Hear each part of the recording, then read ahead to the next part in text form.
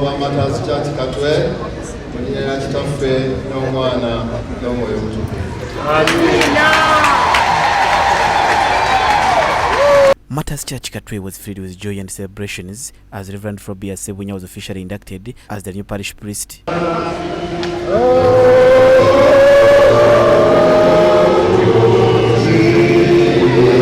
Era nyingira okunoonya n'okuleeta omuntu yenna atali mubatize mu kyalo kino erisaakalamu entukuvu ey'okubatizibwa.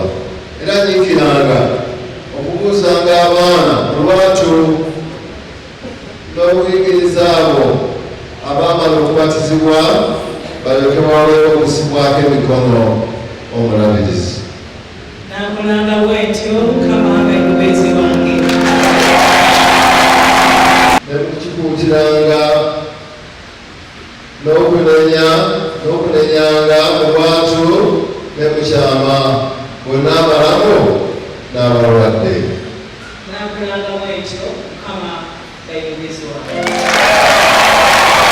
The induction service was officiated by Venerable Isaac Namirembe Kijambu, Archdeacon of Mengo Archdeaconry, and was attended by several clergy from Namirembe Diocese, government officials, and hundreds of Christians. During his sermon, Venerable Isaac Namirembe Kijambu urged Christians to cooperate and work closely with their leaders, particularly the clergy, to ensure the smooth running of church operations and to advance the work of God within the community.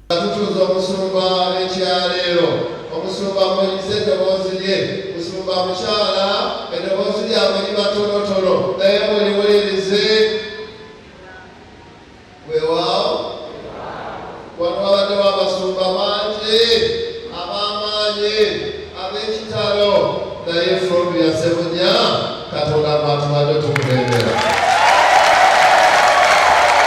He emphasized the importance of unity, mutual respect, and active participation in church activities as key to strengthening the faith and spiritual growth of the congregation. Olunaku luno lukulu era nga tutuuza omusumba ekyaleero negayirire Katonda ky'omwoyo ye yakkanga ku luliri ffenna atuukeko.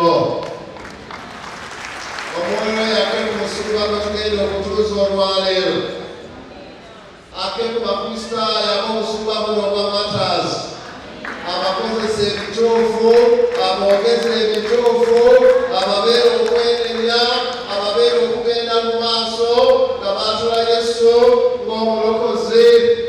Reverend Flobia Ssebunya expressed her gratitude for the opportunity to serve as parish priest and pledged to work diligently with the congregation to promote spiritual growth and community transformation. We have a lot to be done, but what we are going to do, we shall work hand in hand with our fellow Christians so that we uplift Martyrs Church Katwe. There is a lot. Urged the congregation to embrace teamwork, love and commitment in advancing the mission of the church. Shall begin with the evangelical. Evangelism is first class.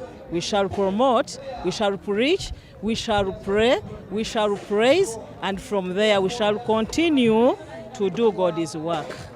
Yeah, this church is so supportive that as of now, we are continuing to support the children. With school fees is being paid. The ceremony was marked by prayers, hymns, and words of encouragement from a fellow clergy and Christians who extended their best wishes to Reverend Ssebunya for success in her new role.